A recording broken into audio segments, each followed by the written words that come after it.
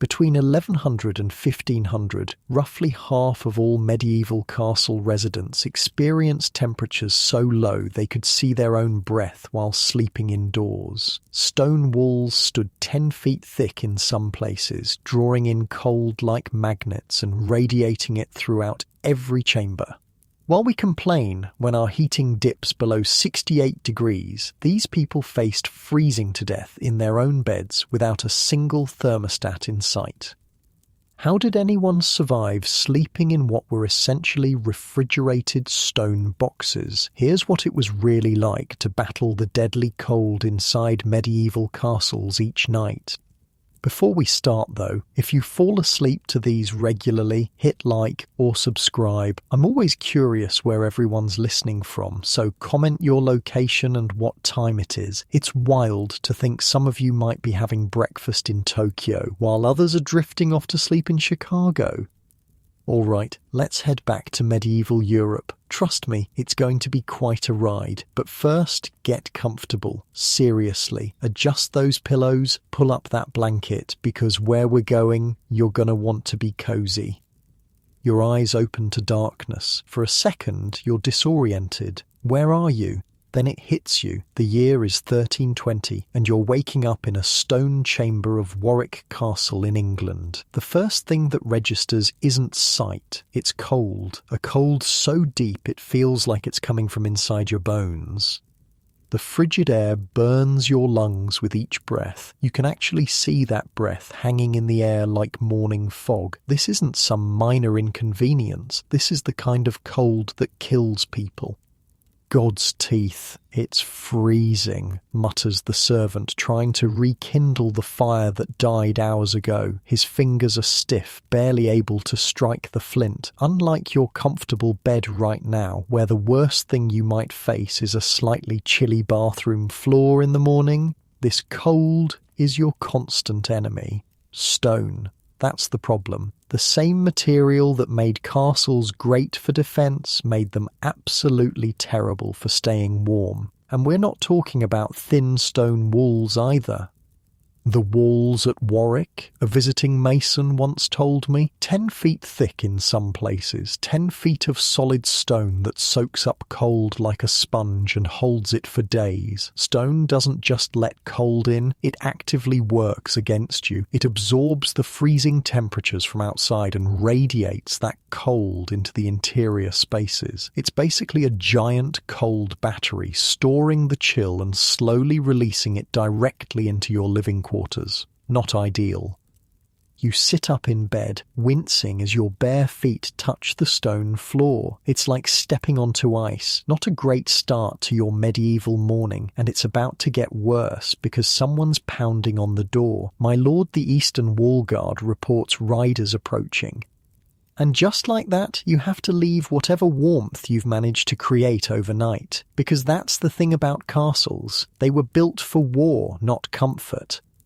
Medieval castle designers had one priority: don't get murdered by invaders. Staying warm was way down the list, somewhere after impressive-looking towers and good views for archery. Think about it, those arrow slits that were perfect for shooting at enemies. Also perfect for letting in freezing drafts. Those tall ceilings that allowed smoke to rise. Also created massive spaces impossible to heat.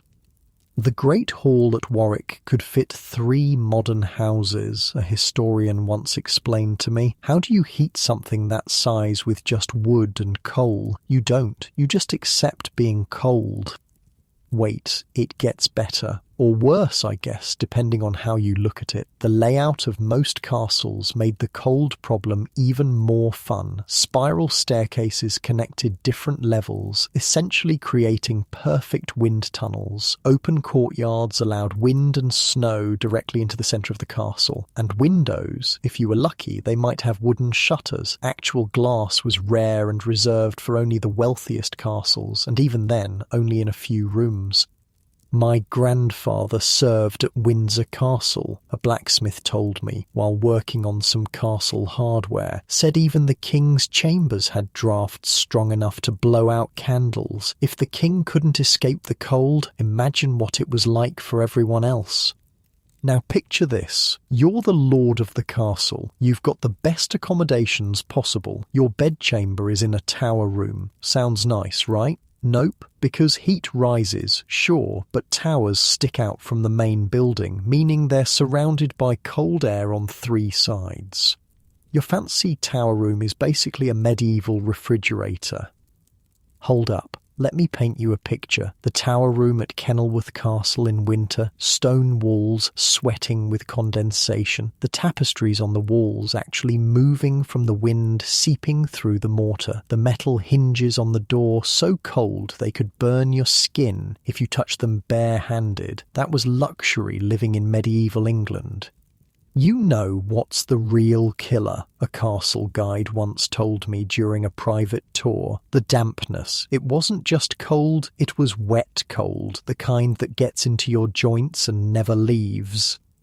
He wasn't exaggerating. Medieval castles were frequently built near water for defensive purposes. That meant fog, mist, and damp air were constant companions. Stone absorbs moisture, and that moisture made the cold even more penetrating. Modern cold is nothing compared to the bone-deep damp chill of a medieval castle in December. So this was the reality. Cold stone floors that felt like ice beneath your feet. Walls that radiated coldness. Drafts strong enough to make flames dance wildly. Damp air that made everything feel wet. And winter nights that lasted 14-16 hours. In other words, the perfect recipe for hypothermia. "You're wondering how anyone survived, right?" said an elderly docent at Bodiam Castle who'd been studying medieval life for decades. That's what everyone asks, and honestly, not everyone did. Winter deaths were common. The cold took the very young and the very old first. Okay, I know what you're thinking. If it was so terrible, why didn't they just build warmer castles?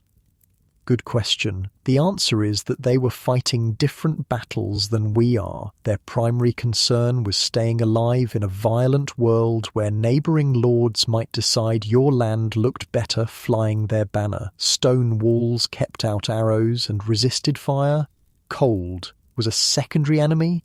I mean, imagine your house being designed primarily to prevent people from murdering you, with comfort as a distant afterthought. That's castle life. The lord's wife appears at the doorway, already dressed in multiple layers despite the early hour. "The eastern storage room is freezing over again," she says with resignation in her voice. "The apple barrels..." You nod. This happens every winter. The food stores start to freeze, which means some will spoil when they thaw. It's a constant battle, one more worry in a long list of winter concerns. "Send 3 men to move the barrels closer to the kitchen," you say, your voice gruff from sleep and cold. That's another thing. The kitchen was often one of the only genuinely warm places in the entire castle. The fires for cooking burned nearly all day, making it a haven of warmth. Which is why, as we'll see later, sleeping arrangements weren't what you might expect. The morning light struggles through the window coverings, not glass but oiled parchment that lets in some light while keeping out the worst of the wind. It casts a dim, yellowish glow across the room, revealing your breath still visible in the air. Now, here's where it gets really interesting, because surviving in these conditions wasn't just about enduring the cold. It required an entire system of knowledge, techniques, and daily practices that modern people have completely forgotten. Medieval people weren't stupid, a professor of medieval studies once told me. They were resourceful as hell. They had to be, or they'd die. And he was right. The men and women who lived in these frozen stone fortresses developed remarkably effective strategies for staying alive. Strategies that differed dramatically depending on your status in the castle hierarchy. For you, as the lord, there were certain advantages, but even with those privileges, winter nights were a battle between life and a cold so intense it could stop your heart while you slept. So how did they do it? How did people survive sleeping in what amounted to refrigerated stone boxes? The answer involves heated rocks, clever bed designs, strategic body heat sharing, and specialized servants whose only job was to keep you from freezing to death in your sleep.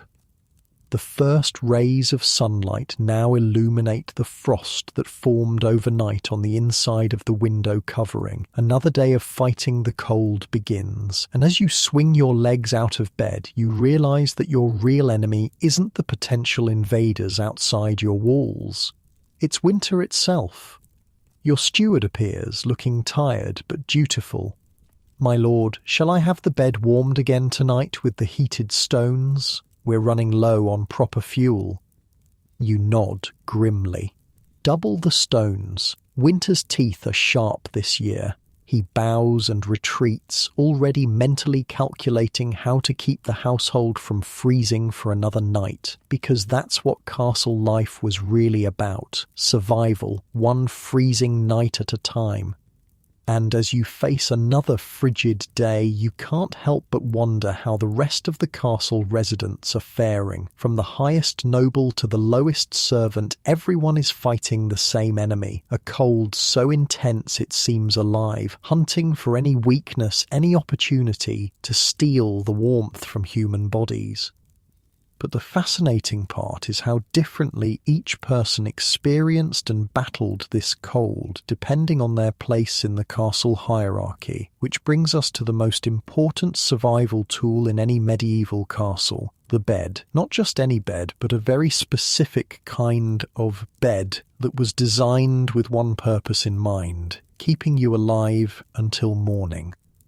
The bedchamber door creaks open and a blast of cold air rushes in. Two servants enter carrying something that looks like a giant metal frying pan with a long wooden handle. Inside are glowing coals from the kitchen fire below. This isn't breakfast being prepared. This is the difference between surviving the night and freezing to death. "Mind the embers, boy," snaps the older servant to his younger assistant. "One spark on these linens and the whole chamber goes up."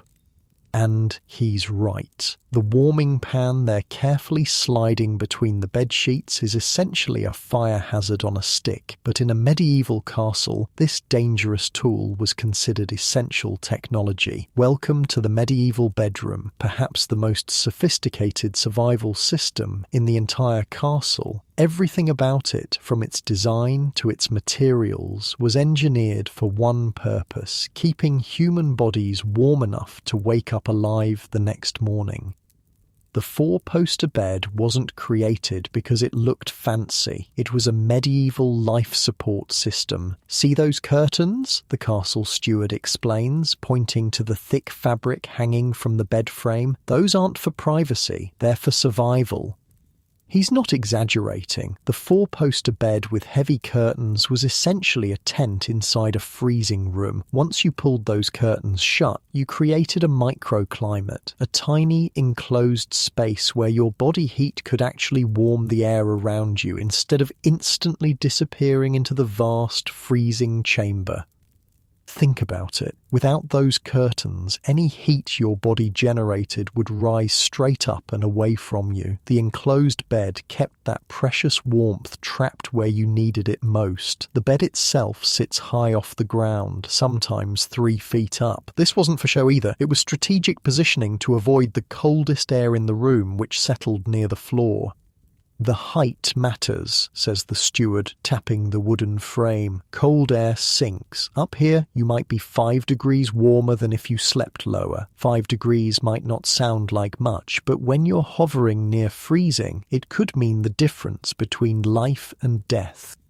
Now let's talk about what you're actually sleeping on. The mattress itself is a marvel of medieval engineering. It starts with a layer of ropes stretched tight across the wooden frame, the original box spring. These ropes need regular tightening, which is where we get the phrase "sleep tight."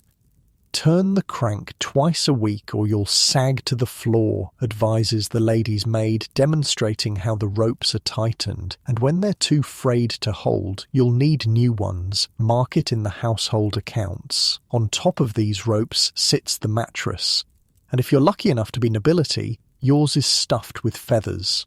Down mattresses with a premium option, insulating against the cold rising from below while conforming to your body to prevent cold air pockets. The feather bed cost more than a year's wages for a labourer, the steward says with pride, gathered from geese across 3 counties. Beneath you would be a linen sheet, possibly, but unlike modern bedding, you wouldn't have a sheet on top of you. Instead, you'd have wool blankets, lots of them, and possibly furs if you were wealthy enough. Sheepskins with the wool still on, explains the lady's maid. Layer them wool side down toward your body for the most warmth. And speaking of layers, let's discuss the pre-bedtime ritual that's currently underway in your chamber. The servants are moving methodically, preparing your bed with the precision of modern surgeons. First, they're using that warming pan, sliding it between the layers of bedding to remove the worst of the dampness and chill. They'll do this for nearly half an hour, moving the pan continuously to prevent scorching the linens. Check for dampness here, the head servant instructs, pointing to the middle of the mattress. If it feels wet at all, keep warming. Nothing will kill you faster than a damp bed in winter. He's right, dampness was the silent killer in medieval castles. The stone walls sweated condensation in changing temperatures, creating a perpetual dampness that could penetrate bedding. A damp bed in freezing temperatures was potentially lethal. While the warming pan does its work, other preparations continue. Hot stones wrapped in cloth are being placed at the foot of the bed. These aren't the smooth river rocks you might imagine. They're specially selected stones from the kitchen fires, often made of soapstone or granite that retains heat exceptionally well. These will stay warm till morning, says a servant, placing one carefully at the foot of the bed. Mind your feet, though. They've burned many a toe. Wait, there's more. A small brazier of coals might be positioned near, but not too near, the bed, providing ambient heat for the room. In the most luxurious castles, this brazier might burn special woods or even exotic incense to mask the ever-present smell of smoke and dampness. Apple wood burns clean, notes the steward, but oak lasts longer.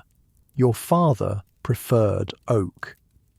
Oh, and we can't forget the foot warmer, a small wooden box with a perforated lid and handles, inside which hot coals would be placed. This would be positioned under the covers at the foot of the bed, creating a warm spot for cold feet. The Countess of Warwick lost 2 toes to the cold last winter, whispers one servant to another. Turned black, they did. The physician cut them right off. This wasn't uncommon. Frostbite was a real danger, even indoors. Extremities, fingers, toes, ears, noses were particularly vulnerable. That's why warming the bed wasn't just about comfort. It was about preventing actual physical harm. Now comes another crucial part of the bedtime preparation: hot drinks. A servant arrives with a steaming cup. Mulled wine, my lord, with cinnamon and cloves. This wasn't just a pleasant nightcap. Alcohol dilates blood vessels, creating a sensation of warmth, though actually cooling you faster in the long run, something medieval people didn't understand. The spices were believed to have warming properties according to medieval medicine. Whether scientifically valid or not, the psychological comfort of something hot before bed shouldn't be underestimated. With the bed prepared, it's time for you to get ready. And here's where medieval bedtime rituals diverge dramatically from modern ones. First, you wouldn't change into pyjamas or a nightgown. Those weren't common until much later. Instead, most medieval nobles actually slept naked or in a simple linen shift. Wait, naked in freezing temperatures? I asked an historian specializing in medieval daily life. Counterintuitive, isn't it? She replied, but it makes sense when you consider the full system. Skin-to-skin contact was warmer when sharing a bed, and clothes could trap dampness against the body, which was dangerous. Speaking of sharing, beds were rarely occupied by just one person. Even the lord and lady of the castle would likely sleep together, not just for marital reasons, but for vital warmth. In particularly cold weather, a trusted servant might even sleep at the foot of the noble's bed, adding another source of body heat. The Duchess of Norfolk had 3 ladies sleep in her bed during the winter of 1408, explains the historian, one at her feet and one on either side. It was considered an honour, not an imposition. Body heat was a resource in medieval winters, too valuable to waste on private sleeping arrangements. Now, with the bed warmed, the hot stones in place, and the curtains ready to be drawn, there's one more crucial element to medieval bedroom survival: the nightcap. And I don't mean the drink. Always cover your head, my lord, advises your manservant, offering a knitted wool cap. You lose most of your heat through your skull. While the specific percentage of heat lost through your head has been debated by modern science, the principle is sound. An uncovered head in a cold environment leads to significant heat loss. Medieval people understood this intuitively and rarely went to bed without head covering in winter. As you settle into bed, the servants draw the heavy curtains around you, enclosing you in your fabric cocoon. The transformation is immediate and remarkable. Inside this enclosed space, it's noticeably warmer already as your body heat begins to warm the small air pocket, rather than being lost to the vast, freezing room. The hot stones radiate warmth near your feet. The bed, elevated from the cold floor, has been dried and pre-warmed. The multiple layers of wool and fur blankets trap heat effectively, and as your body warms this enclosed space, the temperature becomes, if not comfortable by modern standards, at least survivable. "Will there be anything else, my lord?" asks the servant from beyond the curtain. "No. See that the fire is banked for the morning." This is another key element of nighttime survival, making sure the chamber's main fire doesn't die out completely. Banking the fire, covering it with ashes to slow its burn while keeping the embers alive, meant it could be quickly revived in the morning without the difficult task of starting a new fire in freezing conditions. As the servants leave, taking the candles with them, another fire hazard and expensive to boot, you're left in near-total darkness, enclosed in your fabric survival pod. The only sounds are the wind howling outside, the occasional pop from the dying fire, and perhaps the scurrying of mice in the walls. Sleep was different then, a sleep historian once told me. People often woke in the middle of the night for an hour or two before returning to sleep. They called it first sleep and second sleep, and the waking period between was considered normal. This biphasic sleep pattern might have had survival value in freezing castles, allowing people to check fires, add warming stones, or simply move around to generate body heat before returning to bed for the second sleep cycle. Inside your curtained bed you might be relatively protected, but what about everyone else in the castle? The survival strategies varied dramatically depending on one's station, and so did the chances of actually surviving the night. Take the lady's maid sleeping on a trundle bed, a low frame on wheels that could be pushed under the main bed during the day. She's benefiting from the room's fire, but has no bed curtains of her own. Instead, she layers every piece of clothing she owns, and perhaps sleeps with a warming stone at her feet if she's fortunate.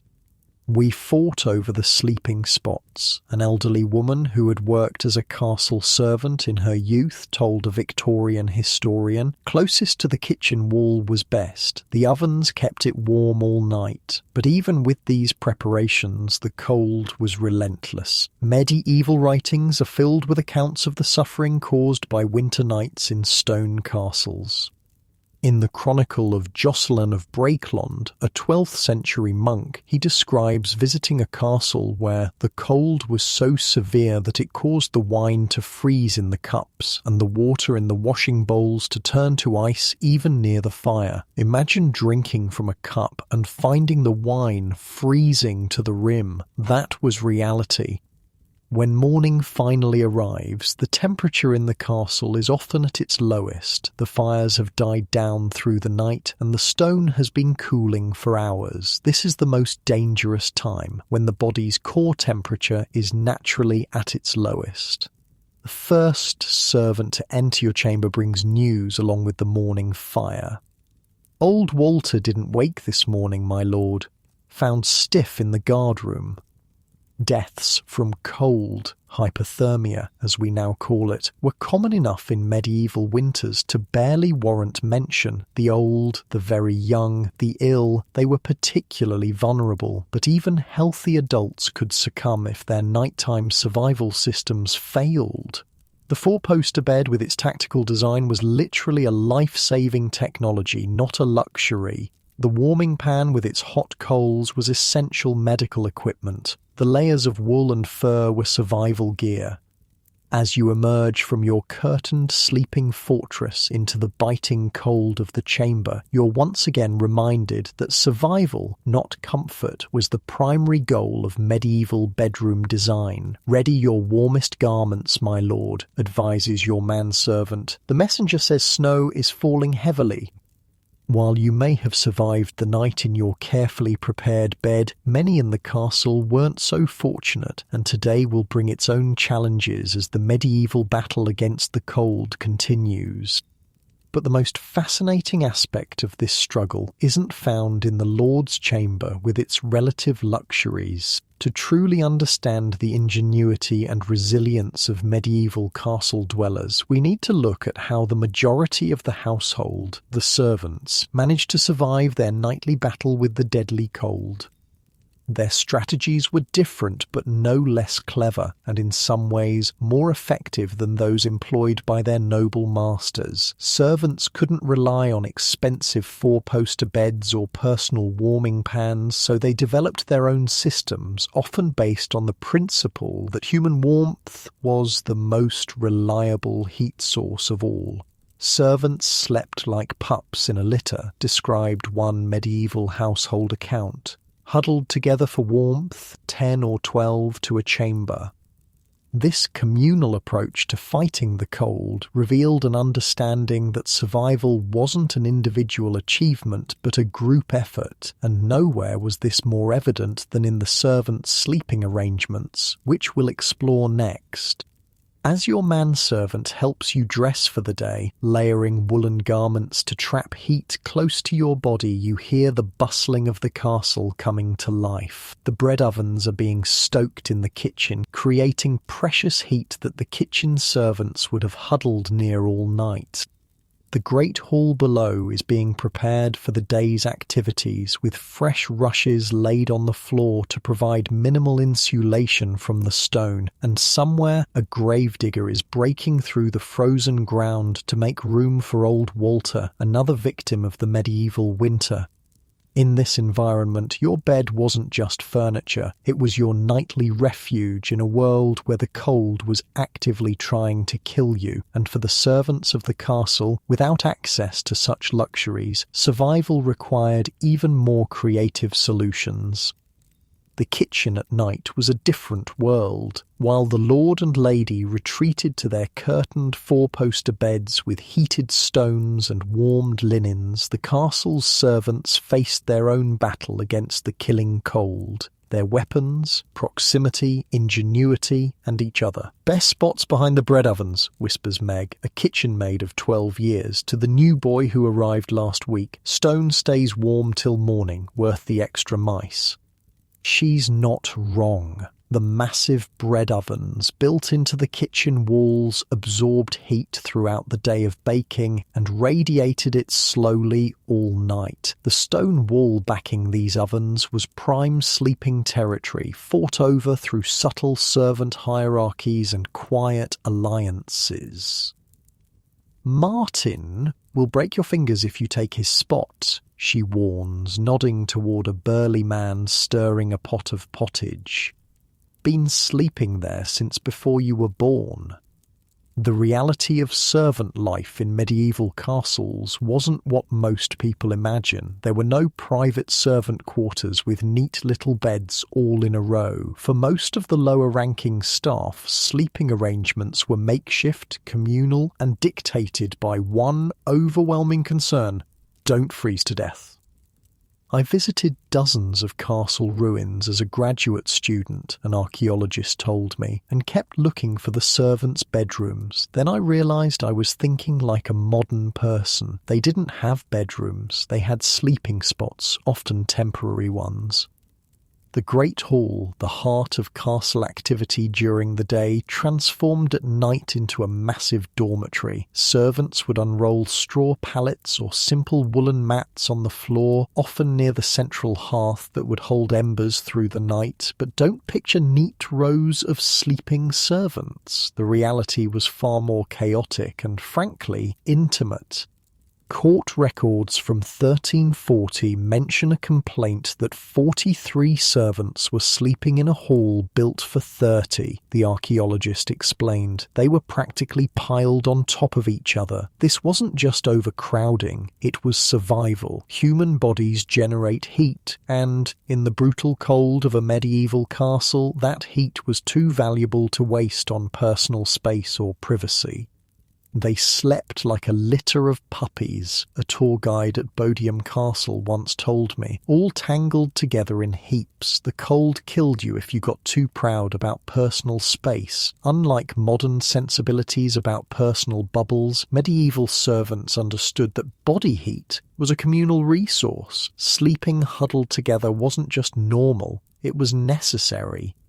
"We'd sleep 10 or 12 in a cluster," recalled an elderly woman interviewed in the 1920s, whose grandmother had been a castle servant. Head to foot, foot to head, all in a tangle, the younger ones in the middle, where it stayed warmest. This practice of group sleeping for warmth even had its own terminology. The Latin phrase dormire acervatim, literally to sleep in a heap, appears in medieval household accounts, acknowledging the practice as standard. But not all servants were equal in this nighttime democracy of survival. Hierarchies existed even in sleep. "Been here 6 years and still sleeping by the door," grumbles a thin man carrying firewood. "Need to marry someone who sleeps near the kitchen wall." Yes, servant sleeping positions were so valuable they factored into marriage considerations. A good sleeping spot could mean the difference between comfort and suffering, between health and illness, sometimes between life and death. The most coveted spots were against the kitchen walls, especially backing the bread ovens, near, but not too near, the great hall hearth, in the laundry rooms where large cauldrons of water had been heated all day, in the brewery where the fermentation process generated heat, above the stables where animal heat rose through the wooden floors. "The head cook gets the corner by the spice cabinet," Meg explains, pointing to a pallet that's clearly more substantial than the others. "Been there 30 years, has a feather pillow and everything." Status in the servant world wasn't just about day jobs and wages. It was about where you were permitted to lay your head at night. "Some never got used to it," says an older woman kneading dough. "Lady Eliza's maid came from a farm, cried every night for a month about sleeping with 20 others. By midwinter she was fighting for middle spot like everyone else."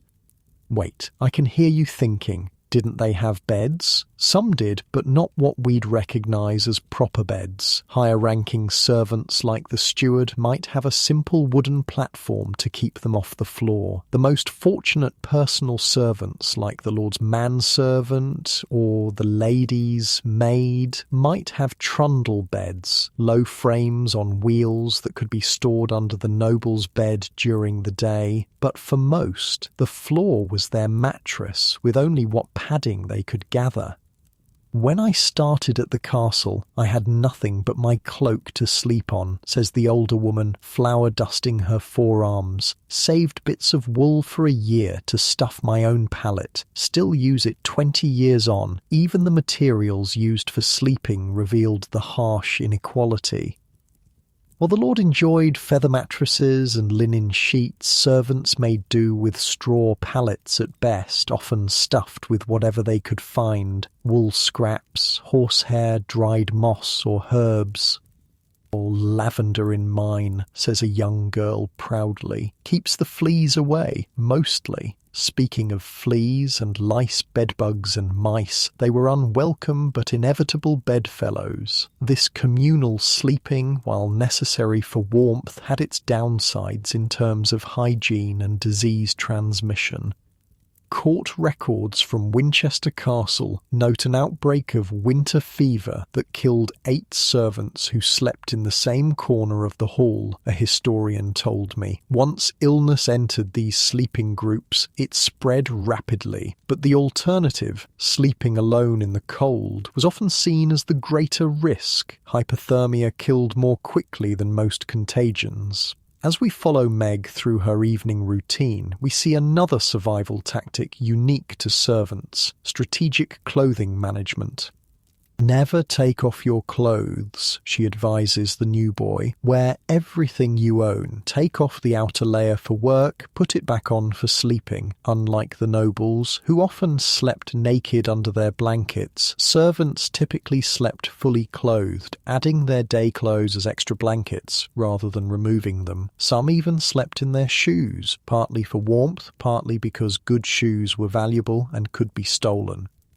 "My grandmother said they'd sleep with their shoes tied to their belts with twine," the elderly woman from the 1920s interview recalled. "Lose your shoes in winter, might as well cut your own throat." The preparations for bed had their own rhythm and rules. As kitchen work wound down for the evening, servants would begin claiming their spots, laying out whatever bedding they possessed.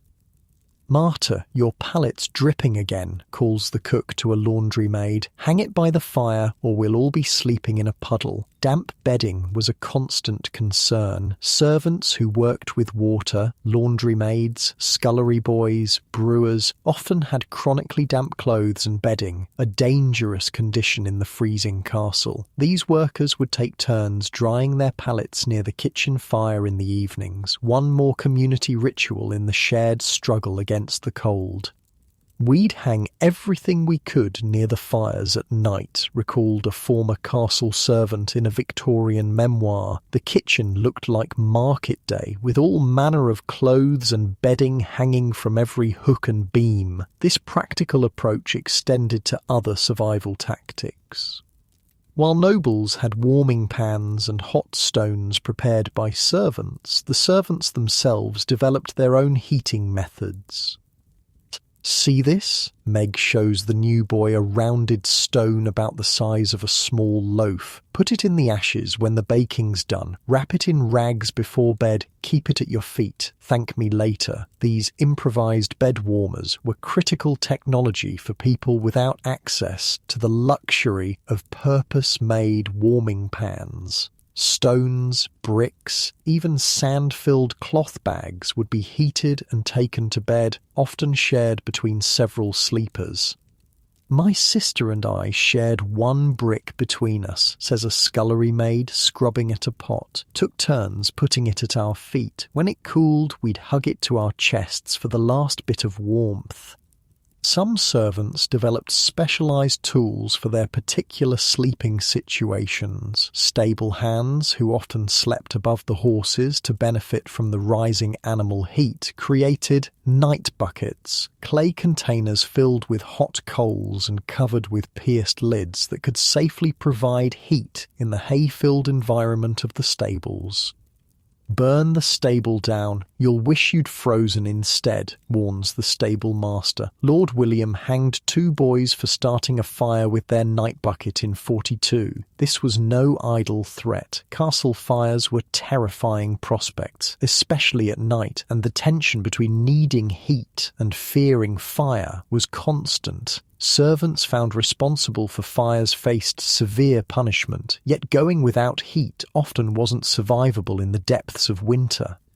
"Coldest night I remember," says the elderly cook, settling onto her privileged pallet in the kitchen corner, "was the Feast of St. Lucy, must be 30 years back. Found 3 kitchen boys dead by morning, blue as woad they were. After that the Lord allowed us extra charcoal in December, no matter the cost."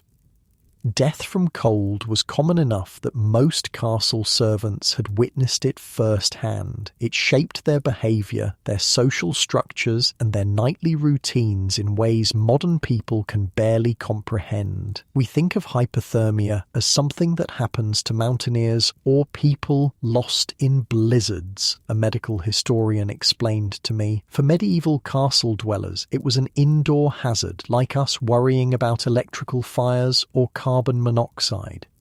How did they recognize when someone was succumbing to the cold? They had their own terminology and warning signs. "Watch if someone gets too quiet," Meg tells the new boy. "If they stop shivering and say they feel warm suddenly, wake the cook. That's frost sleep starting."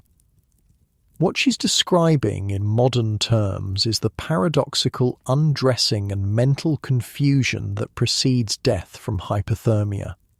Medieval people recognized these signs without understanding the physiology behind them.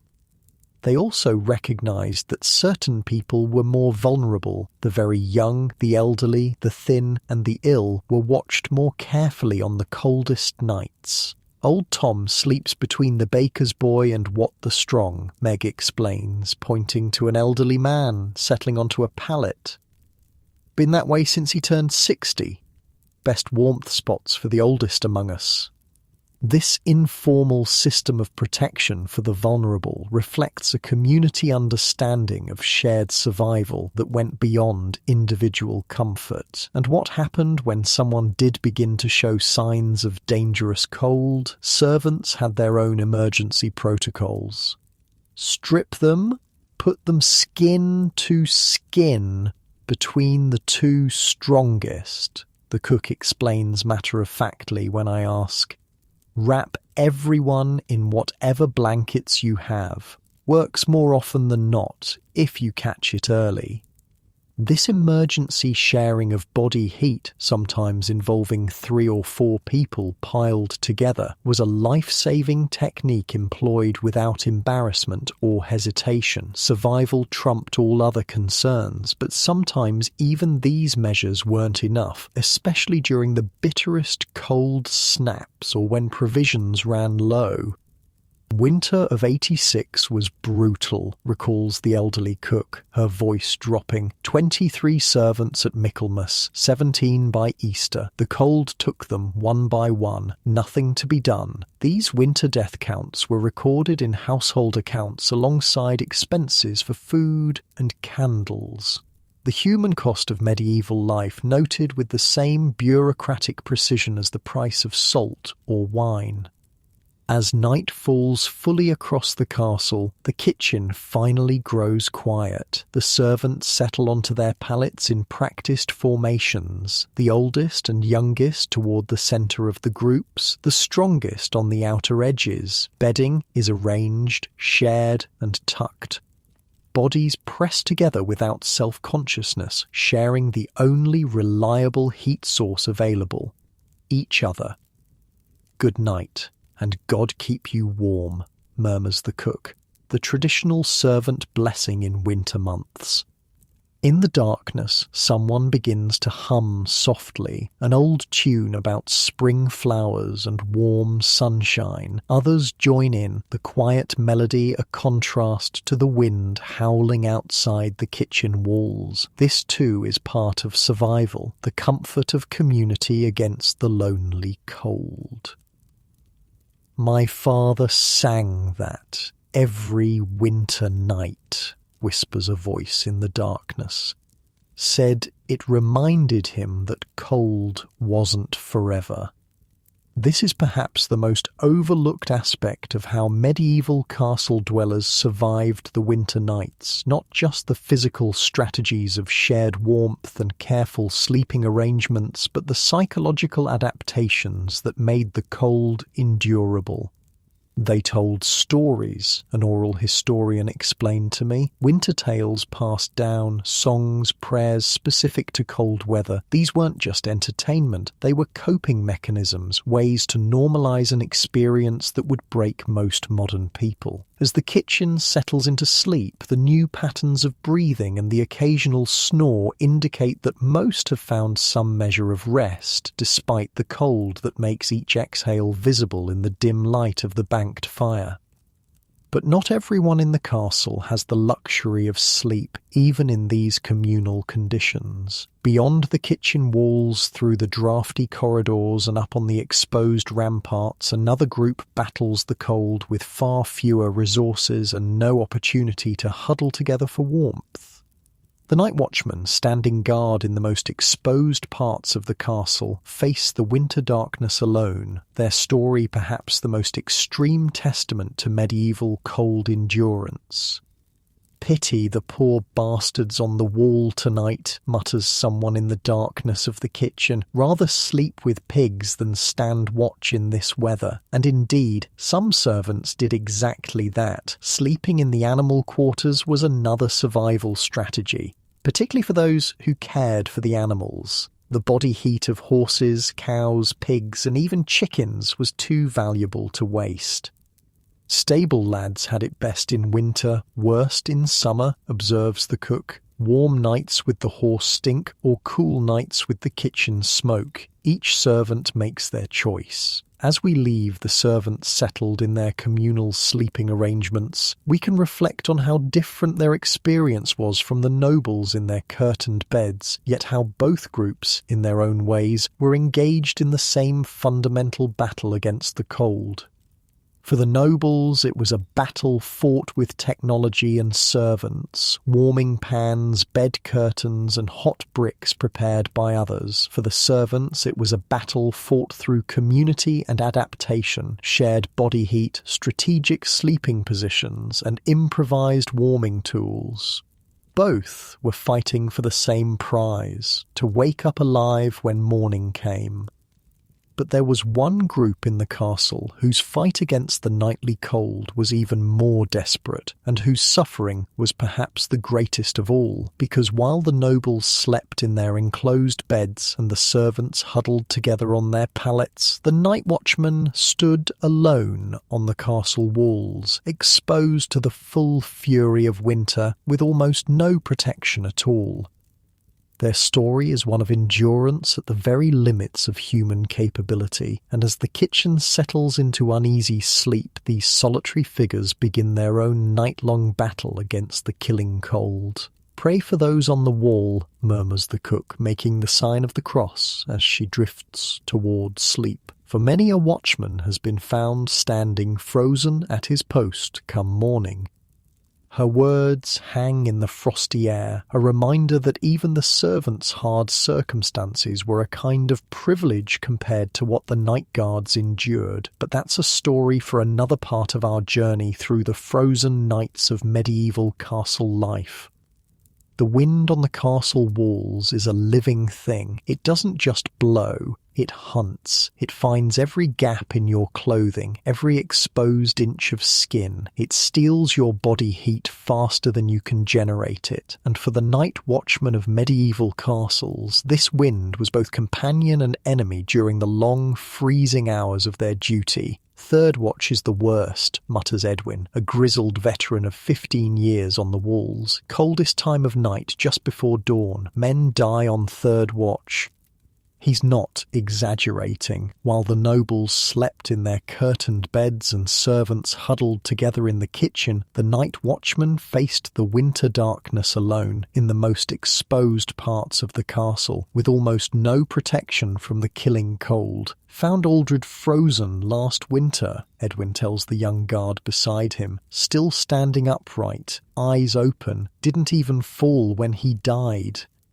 The young guard, Watt, swallows hard. It's his first winter on the walls, and at 19 he's already heard enough stories to know that the cold kills more watchmen than enemy arrows ever did. The job of a castle night watchman was brutally simple. Stay awake, stay alert, watch for approaching danger, and signal if anything suspicious appears. But accomplishing this in winter conditions that could literally freeze a man to death was anything but simple. My grandfather was a night watchman at Warwick Castle, a medieval reenactor told me. Family legend says he lost 3 toes and the tip of one ear to frostbite. They called him Notch for the rest of his life. Unlike modern security guards with heated guardhouses and warm clothing, medieval watchmen stood exposed on the castle battlements with only stone walls for shelter. Walls that themselves radiated cold like icy bricks. "The stone steals your warmth," Edwin explains, stamping his feet on the walkway. "Stand still too long and you'll never move again." He demonstrates the watchman's walk, a constant movement, shifting weight from foot to foot, occasionally swinging arms against the body. This wasn't just restlessness, it was survival. Keeping blood flowing to the extremities was essential to prevent frostbite. "Never stop moving," he instructs Watt. "Even if you're tired, even if your legs ache, movement keeps you alive." The night watch typically operated in shifts. Most castles divided the night into 3 or 4 watches, with different men assigned to each. A watch could last anywhere from 2 to 4 hours, brief enough to be survivable in theory, long enough to be potentially deadly in practice. 4 hours in summer, 2 in winter, says Edwin. Lord's mercy, that. Used to be 4 hours year-round till 3 men died in 1 month. But the shift system itself created dangers. The transition between watches was a vulnerable time for the castle's security, and sleeping guards were difficult to wake in freezing conditions. "Some never wake," Edwin says grimly. "Fall asleep on watch in this weather, you might not get up again. Cold sleep becomes death sleep." The clothing of a night watchman was his primary defense against the cold, but it was far from adequate by modern standards. Let's look at what Edwin and Watt are wearing on this freezing night. First, linen undergarments covering the body from neck to ankle. Over that, 1 or 2 woolen tunics, the outer one perhaps lined with fur if the guard was fortunate. Woolen leggings and thick hose. Leather boots stuffed with straw for insulation. A woolen cloak, possibly lined with sheepskin. Woolen cap pulled down over the ears. Leather gloves if available. Many made do with cloth mittens or nothing at all. "Gloves are for rich men," Edwin says, showing his bare, reddened hands. "Can't feel the bell rope with gloves, can't feel the sword hilt." Medieval guards were caught in a deadly paradox. They needed maximum protection from the cold, but also needed to maintain combat readiness and manual dexterity for signalling. It was an impossible balance, and their hands and feet usually suffered for it. "The trick is, look at your fingers every quarter hour," Edwin demonstrates, holding his hands up to the meagre light of a sheltered torch. "If you can't feel them but they're still red, that's good. White patches mean trouble. Black means you'll lose them." This practical knowledge of frostbite symptoms was passed down from veteran guards to newcomers, vital survival information in an age without medical textbooks. But clothing alone wasn't enough. Guards developed additional strategies to survive the killing cold of their night watches. "See this?" Edwin pulls a small leather flask from inside his tunic. Pepper ale. Burns the throat, warms the belly, doesn't dull the senses like wine.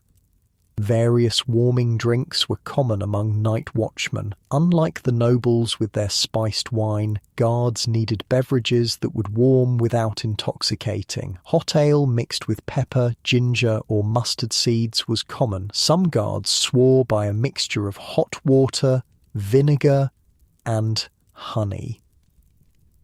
The steward gives each man a flask at the start of watch, Edwin explains. Empty when you report for duty, you'll be flogged. Keeps us from drinking it all at once. These warming drinks weren't just for comfort, they were survival tools. The brief internal warmth they provided could make the difference between maintaining vigilance and succumbing to the cold-induced drowsiness that often preceded death. Another survival tool was the watchfire. Though these were controversial, small braziers or firepots were sometimes allowed at strategic points along the battlements, but they came with serious drawbacks. Fire makes you a target, Edwin says, nodding to a small brazier sputtering in a sheltered corner of the wall walk. Shows the enemy exactly where you're standing, and the light ruins your night vision. Even worse, the contrast between the fire's heat and the freezing air could be dangerous in itself. Warm your hands, then grip cold stone or metal, skin sticks and tears, Edwin warns. Better to stay evenly cold than go back and forth. Despite these risks, watchfires were sometimes the only thing keeping guards alive during the bitterest nights. Castle records from medieval England include regular expenditures for watchmen's coal during winter months, suggesting that the security risk was deemed worth taking. Lord William allows 3 braziers on the east wall from Martinmas to Candlemas, Edwin says. No more. Says we'd burn the castle down if he gave us more. Beyond these official provisions, night watchmen developed their own ingenious methods for generating heat. Small heated stones carried in pockets, bags of oats heated before watch and tucked inside clothing, even bags of hot sand that would conform to the body and release heat slowly. Some men piss in their boots, Edwin confides with a grimace. Warm for a moment, misery after. I don't recommend it. This desperate measure speaks to the extreme conditions these men endured. Unlike the servants who could share body heat or the nobles with their bed warmers, night watchmen faced the cold in essential isolation, even when multiple guards were on duty together. Can't huddle together on watch, Edwin explains. Need to face different directions, cover all approaches, cold winds when men bunch up.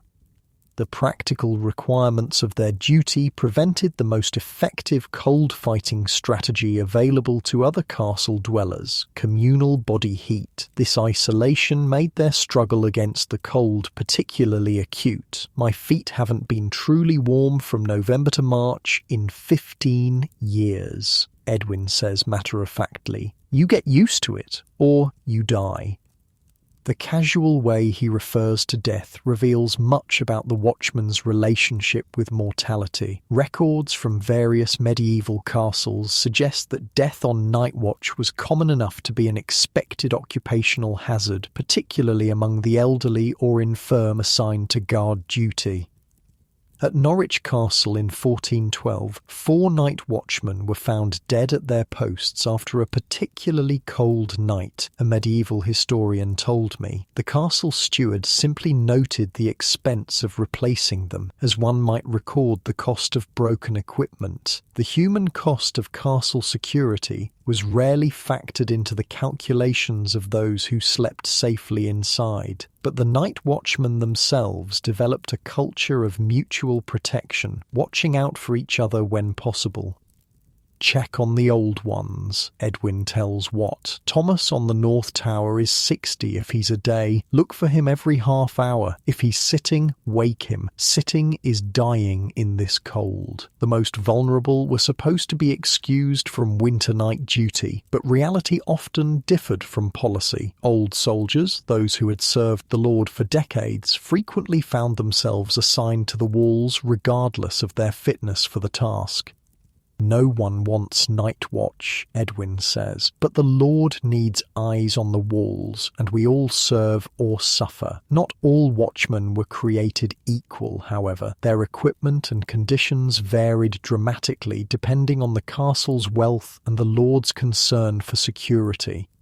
In the wealthiest castles, night watchmen might have small guard rooms built into the wall, tiny stone chambers with narrow windows for observation and small hearths for warmth. These watchmen could rotate between observation and warming themselves, a luxury that significantly reduced cold-related deaths.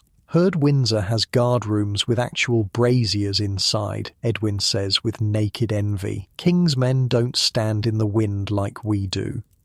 Other castles provided special winter equipment for their guards. Accounts from the Tower of London mention watch cloaks made of multiple layers of wool, with an outer layer treated with wax for water resistance. Some lords provided fur-lined boots, or even crude mittens that could be worn over the guard's sword hand and removed quickly if needed. But Edwin and Wat have none of these luxuries. Their lord is of middling wealth, and the castle's provisions for its watchmen are basic at best.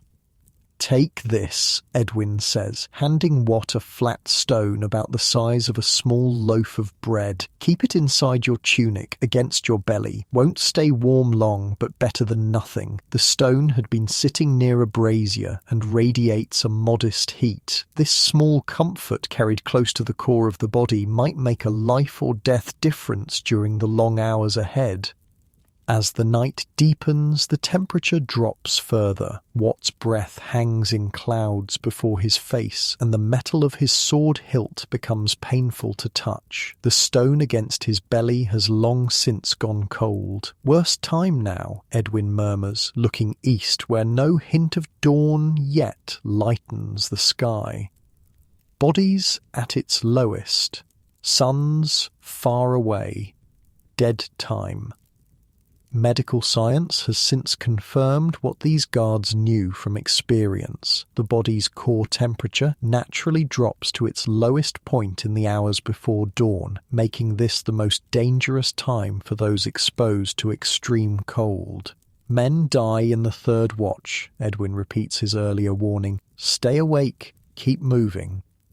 To combat the deadly drowsiness that cold induces, watchmen developed various techniques. Some carried small pouches of pungent herbs, rosemary, mint, or even crushed garlic, to sniff when alertness waned. Others pinched themselves regularly or pricked their hands with knife points to stay conscious. "When your mind starts to wander, bite your tongue," Edwin advises. "Pain keeps death away."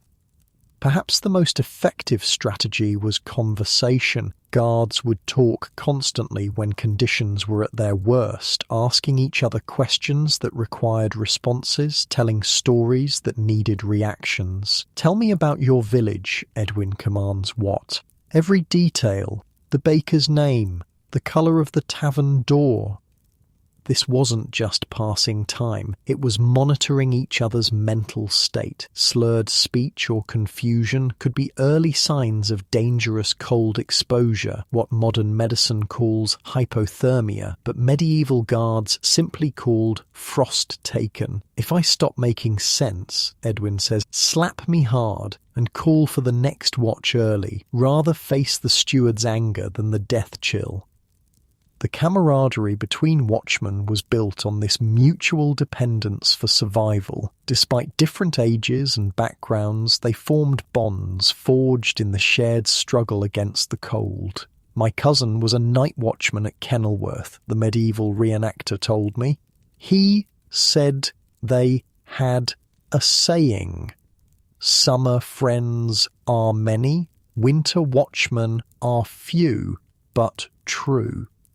Those who survived multiple winters on the walls developed a kind of pride in their endurance, wearing their suffering as a badge of honour. "City guards have it easy," Edwin sniffs dismissively. "In to in, always near a tavern fire. Castle watchmen are the real men." This professional pride helped sustain them through the brutal conditions, creating meaning in their suffering. But it didn't make the cold any less deadly. As the hours crawl by, Watt begins to experience what all night watchmen dreaded, the seductive pull of cold-induced sleep. His eyelids grow heavy, his thoughts sluggish. The cold no longer feels so bitter. In fact, he feels almost warm now. Watt, Edwin's sharp voice and a stinging slap bring him back. "Your eyes were closing. Talk to me. Count the stars if you have to." What Watt was experiencing was the dangerous euphoria that often precedes freezing to death, the body's final surrender to the cold. Edwin recognized the signs because he had seen them before in men who never woke again. "The danger isn't feeling cold," Edwin explains urgently. "It's when you stop feeling cold. When the shivers stop and warmth seems to come from nowhere, that's death approaching." This practical knowledge of hypothermia symptoms, gained through brutal experience rather than medical training, was vital survival information passed from veteran to novice. The psychological challenges of night watch were as formidable as the physical ones. Isolation, darkness, and the constant discomfort created a mental battlefield that claimed many victims. "Mind plays tricks in the cold dark," Edwin says, squinting at a distant shadow. "See things that aren't there, hear voices in the wind." Cold-induced hallucinations were common enough to have their own terminology among medieval guards, frost visions or winter's whispers. The challenge was distinguishing between dangerous delusions and real threats. "If you're not sure, ring the small bell," Edwin instructs, pointing to a bell mounted near their position. "Brings the sergeant, but not the whole castle. Better a false alarm than a missed warning." The castle's security system had evolved to account for the effects of cold on its human components, building in redundancies and check systems to compensate for the guards' compromised reliability in extreme conditions.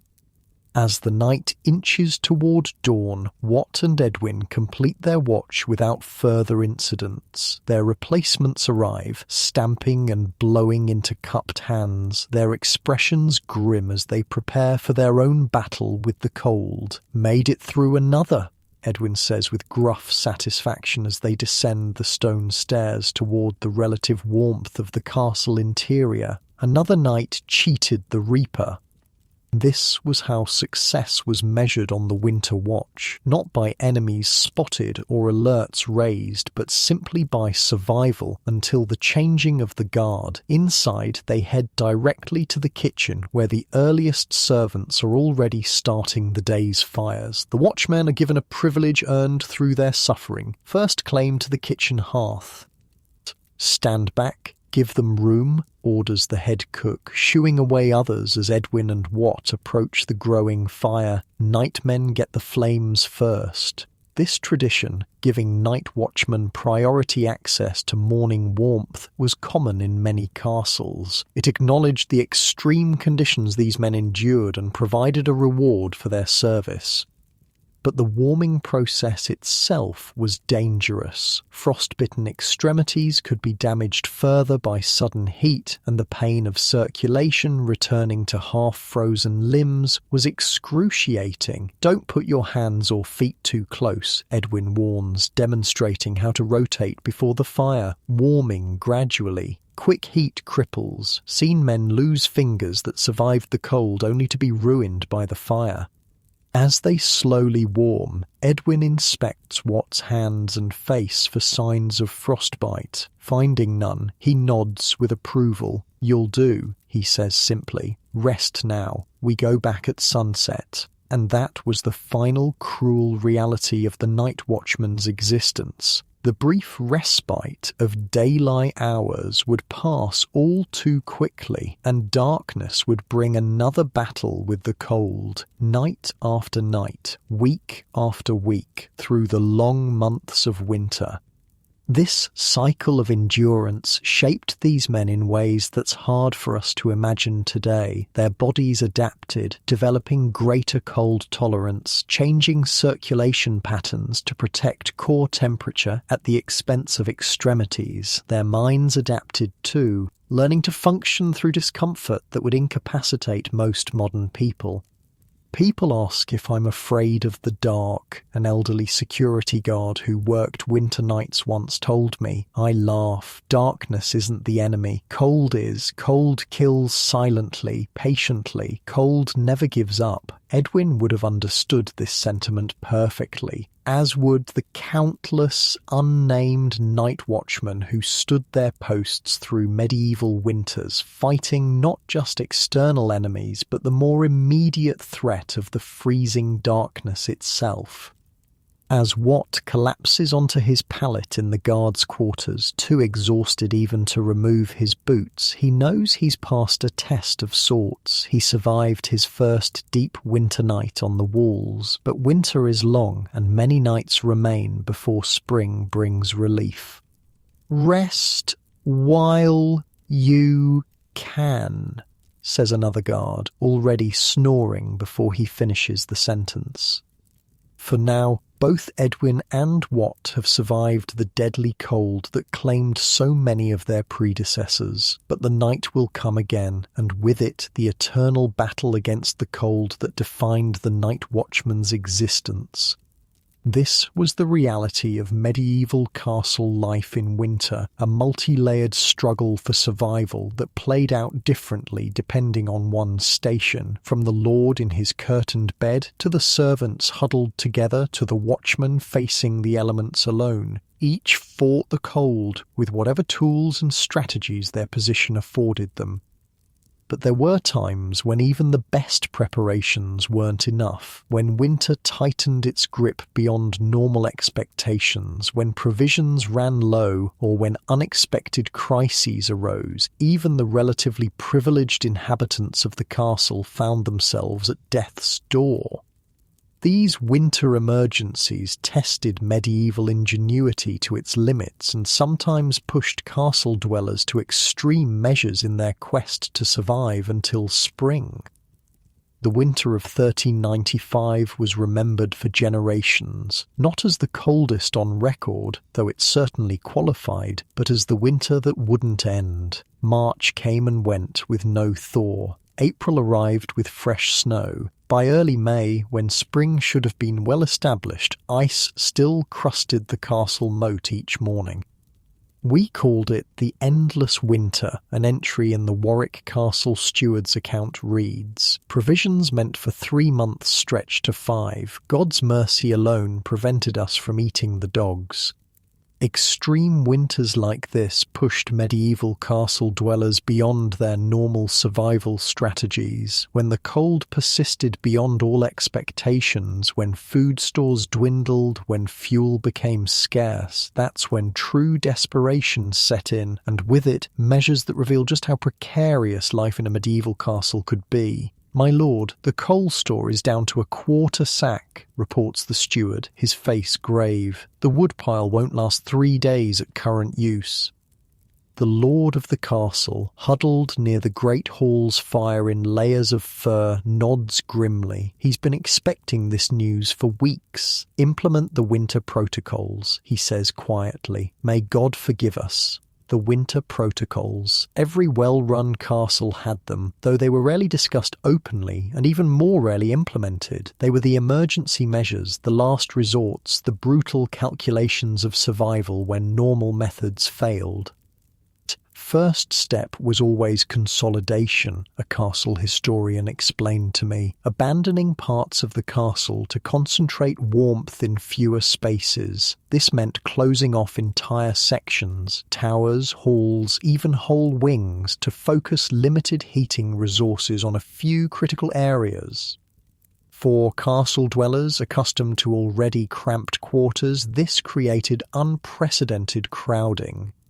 By February's end, we had 63 people sleeping in the Great Hall, reads an account from Kenilworth Castle during a 14th century winter crisis. The stench was ungodly, but none dared sleep apart for fear of the cold. This consolidation wasn't just about shared body heat, though that was certainly a factor. It was also about fuel efficiency, heating one space adequately rather than many spaces poorly.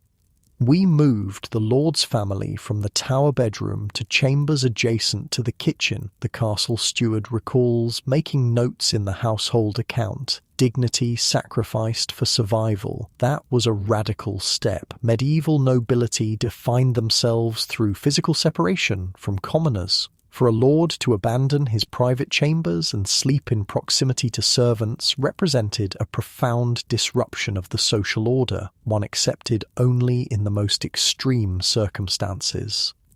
My grandfather told a story about the winter of 42, an elderly villager shared with a Victorian folklorist, said the lord and lady slept in the kitchen itself on pallets no better than the servants. Cold makes equals of everyone, he said. This social levelling effect of extreme winter was temporary but significant. Castle inhabitants who normally lived in strictly segregated worlds found themselves sharing space, resources and survival knowledge.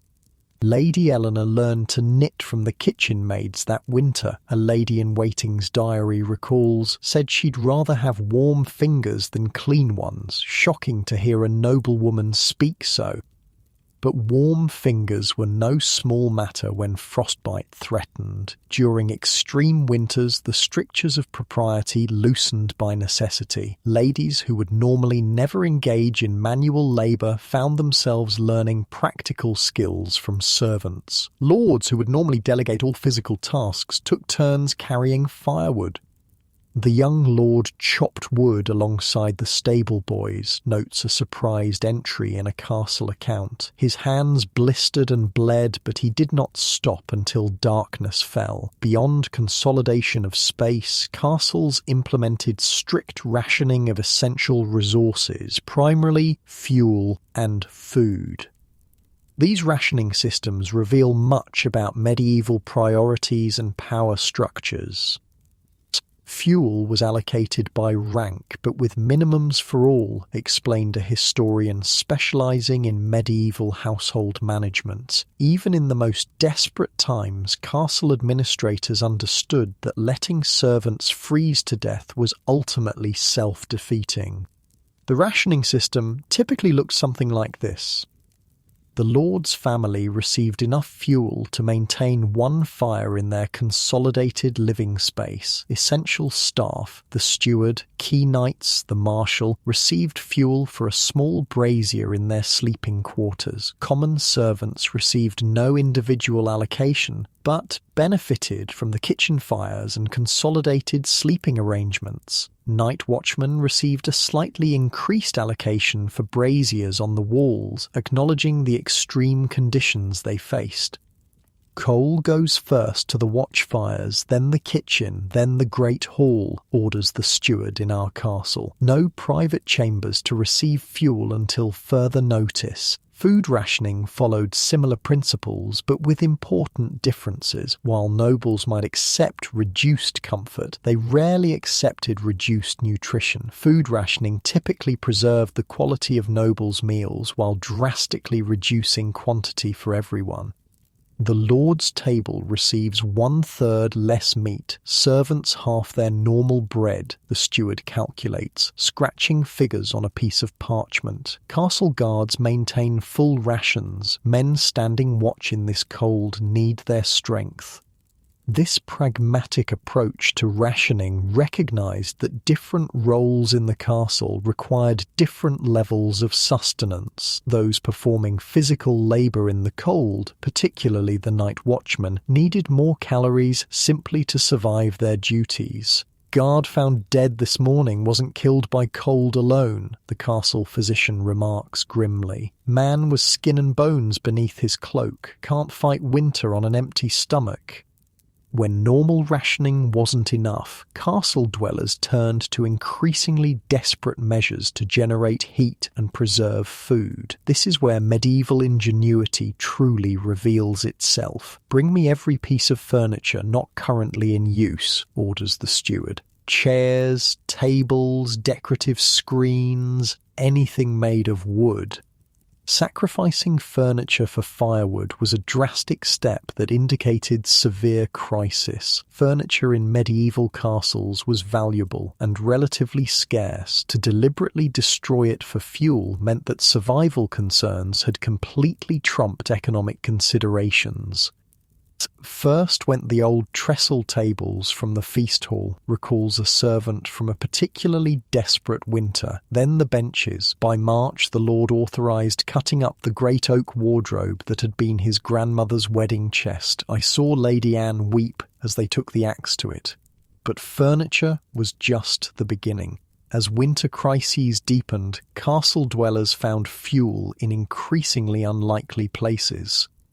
"We burned the decorative timbers from the chapel ceiling," admits a castle chaplain in a confessional letter. "Prayed for forgiveness even as we fed God's house to the flames. What choice remained? The children were turning blue with cold. Old linens, tapestries too worn to sell, broken tools, unused door frames, even floorboards from abandoned sections of the castle, all eventually found their way into fires during the most desperate times."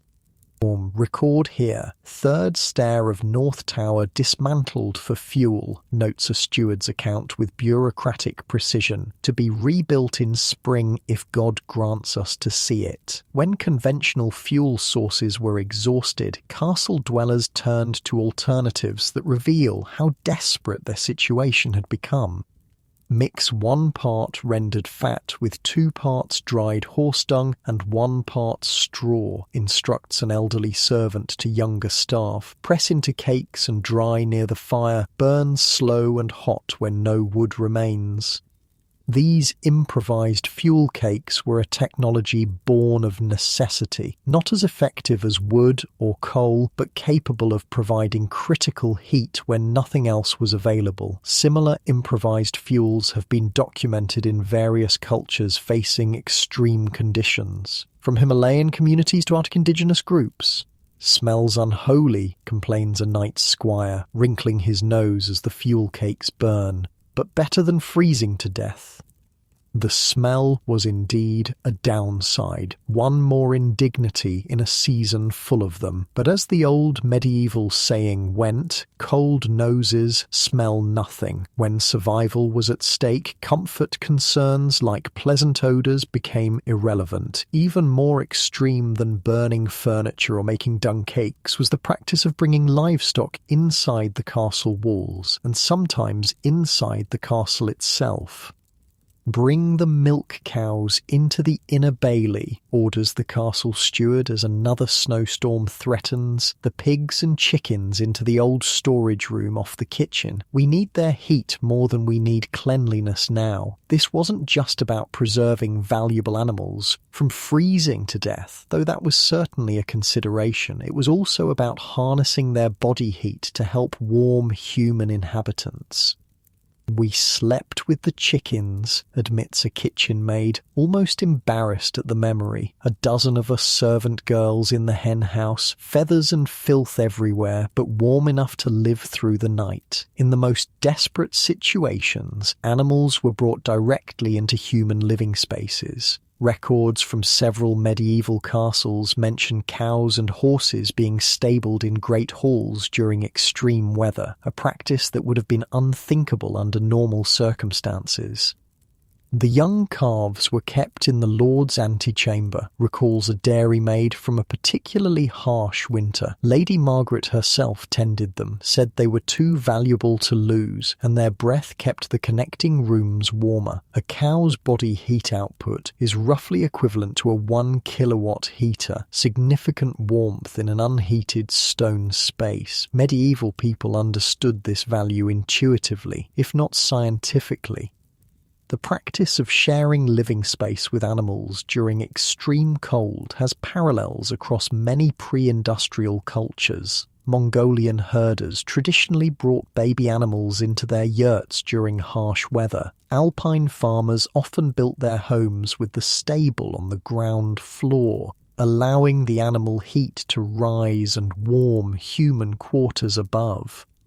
My grandmother said during the terrible winter of 1407 they kept the bees inside, recounts an elderly beekeeper. Hives in the great hall corners sounds mad, but she swore it, said they were drowsy from the cold and caused no trouble, while the hive warmth helped, if only a little. Whether this particular account is accurate or exaggerated, it speaks to the psychological impact of these winter crises. They remained in cultural memory as times when normal rules were suspended and survival trumped all other concerns. Beyond physical strategies for generating heat, medieval castle dwellers also employed social adaptations during winter emergencies. One of the most significant was the adjustment of daily schedules. "Winter hours now in effect," announces the steward as the crisis deepens. "All rise at first light, all to bed at dusk, no exceptions save the night watch." This compressed schedule maximised daylight hours when temperatures were marginally higher and minimised the need for artificial light and additional heating during the coldest part of the day. It also meant people spent more time in bed, up to 14 or 16 hours during the shortest winter days. "We didn't sleep all those hours," explains an elderly woman who had served as a lady's maid. "Couldn't possibly, but we stayed abed, several to a mattress, sharing warmth, better than sitting up in the cold burning precious fuel." This extended bedtime wasn't just about physical warmth, it also helped conserve calories. People at rest burn fewer calories than people engaged in activity, an important consideration when food stores were dwindling. The psychological toll of these extreme winters can't be overstated. Contemporary accounts describe the mental strain of prolonged cold, darkness, crowding, and hunger. "By the 6th week of snow, melancholy overtook the household," writes a castle chaplain. "Men quarrelled over trifles. Women wept without cause. The children grew listless. I prescribed prayer, but in truth my own faith wavered as the cold persisted." To combat this psychological strain, castle communities developed structured activities specifically for winter crises. These weren't just diversions, they were deliberate strategies to maintain morale and social cohesion under extreme stress. "Story circles by rotation," orders the steward, "each person to speak in turn, sharing tales, memories or songs, none excused from lord to scullery boy." These structured social activities served multiple purposes. They reinforced community bonds at a time when tensions ran high. They passed knowledge between generations. And perhaps most importantly, they provided psychological escape from the immediate hardships. "My father said those story circles saved his mind during the endless winter," recounts a man whose ancestor had served as a castle guard. Said after weeks of cold and hunger, the stories were the only warmth that truly mattered. Some castles formalized these activities into a specific winter emergency role, the keeper of tales or winter speaker. This person was responsible for maintaining the story rotation and sometimes contributing more elaborate narratives to boost morale. "Martha knows more tales than any 3 people combined," notes the steward, assigning an elderly cook's assistant to the role. "She'll organize the evening tellings for the duration." This recognition of morale as essential to survival reflects a sophisticated understanding of human psychology that we sometimes fail to credit to medieval people. They may not have had our scientific vocabulary, but they understood that the mind could kill or save as surely as the body. Religious practices also intensified during winter crises. While medieval life was already steeped in religious observance, extreme winters brought special rituals and prayers specific to cold weather survival.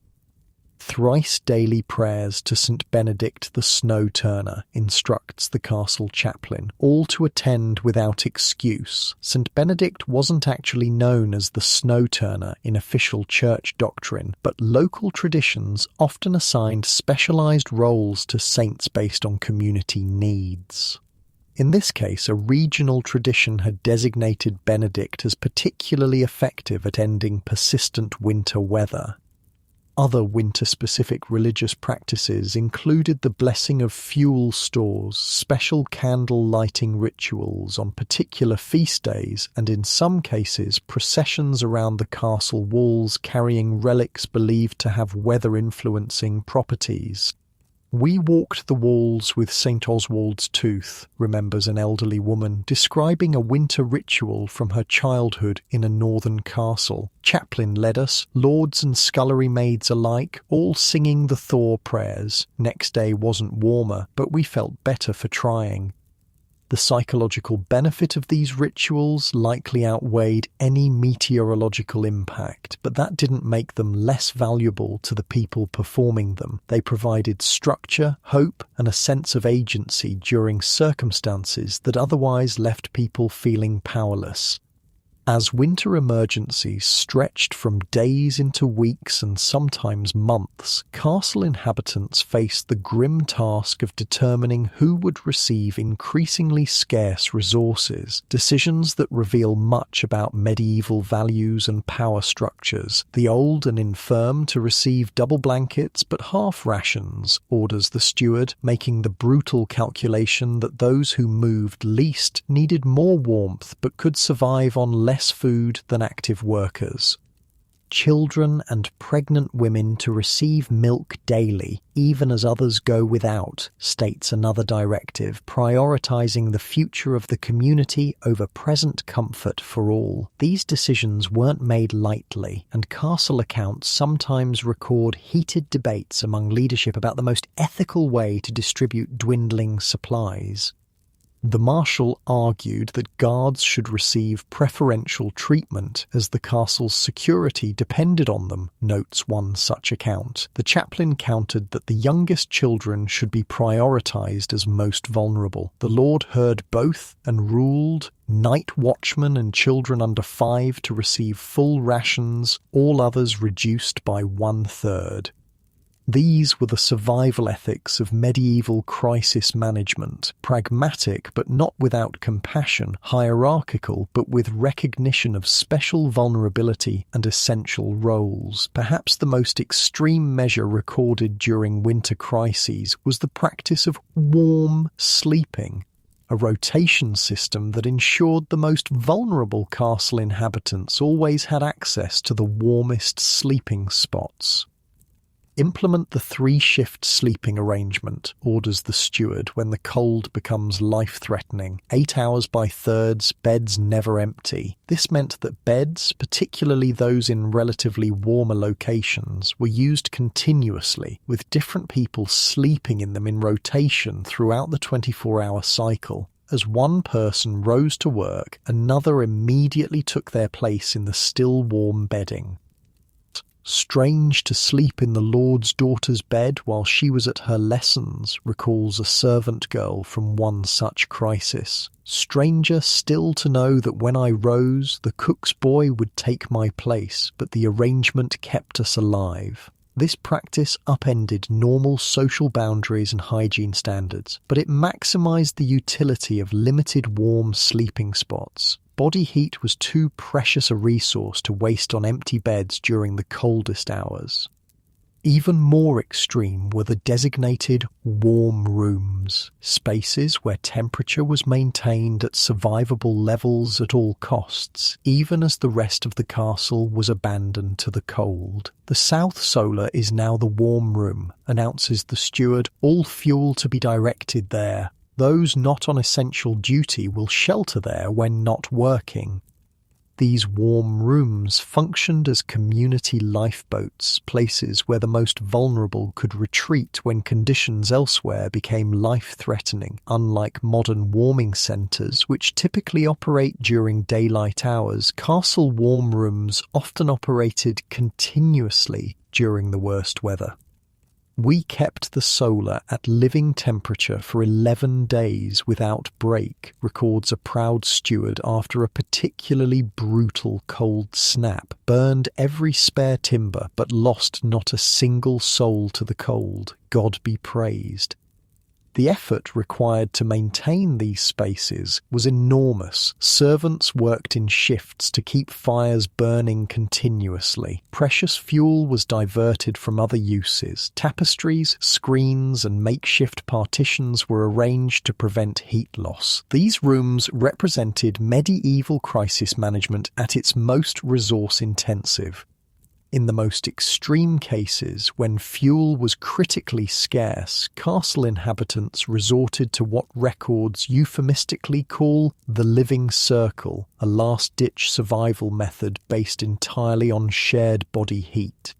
When no fuel remained, we sat in the circle day and night, recounts a survivor of one such crisis. Old and young, noble and common, pressed together back to back, side to side, changing positions hourly so none grew too cold on the outside edge, speaking in turns to stay awake, praying for the thaw.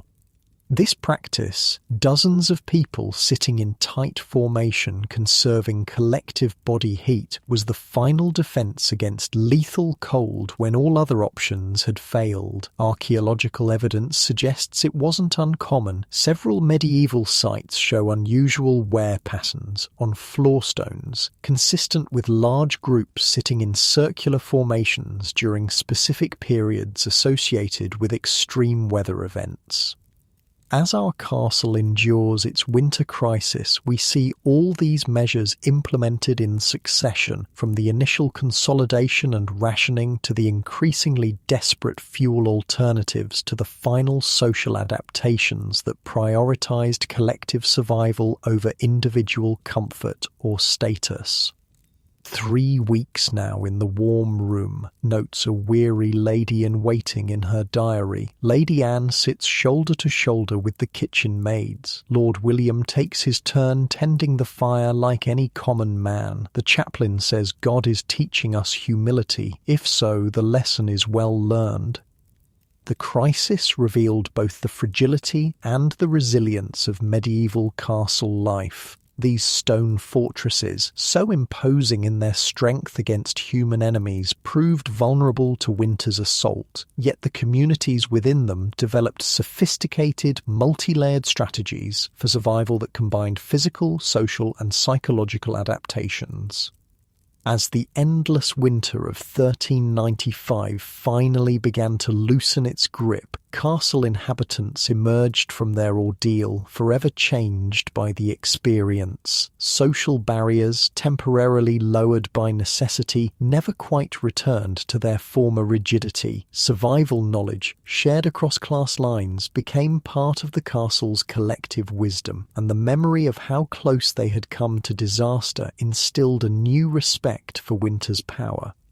Never again shall we enter November with less than full wood stores, vows the steward, making notes for the coming year. The cold is a more dangerous enemy than any army. This hard-won wisdom would be passed down through generations, becoming part of the castle's institutional memory and preparation protocols. The extreme winter had taught lessons that would influence castle life for decades to come.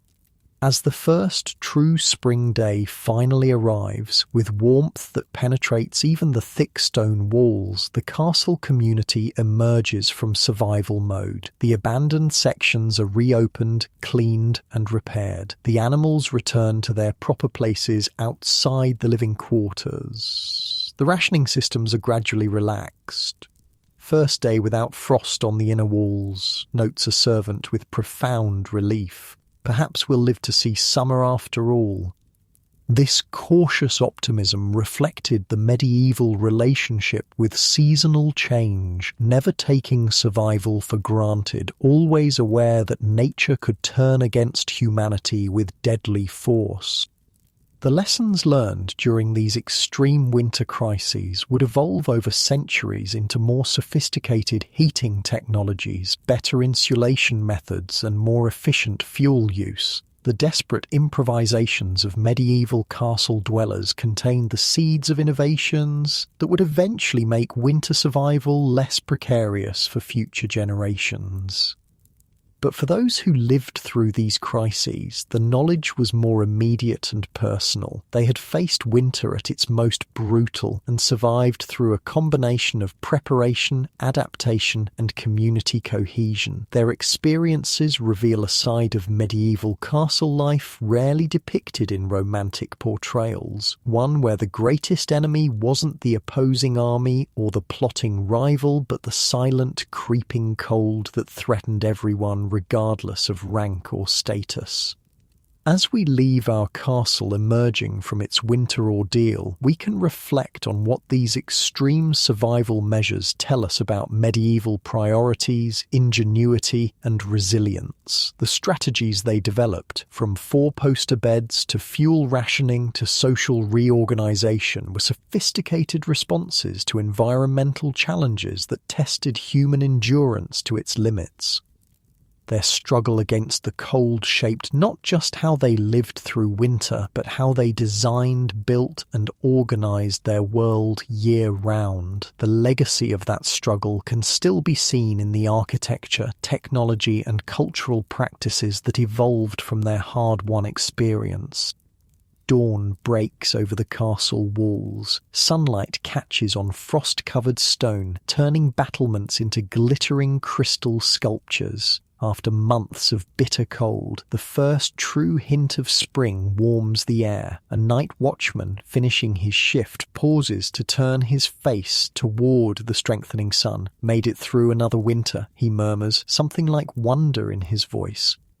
This simple statement carries more weight than modern ears might recognize. Surviving winter in a medieval castle wasn't guaranteed. It wasn't assumed. It was an achievement, sometimes a daily battle against an enemy that claimed countless lives each year. They didn't just endure winter, a medieval historian once told me, warming her hands around a mug of coffee in her modern heated office. They actively fought it with every tool and technique at their disposal, and they remembered the ones who lost that fight.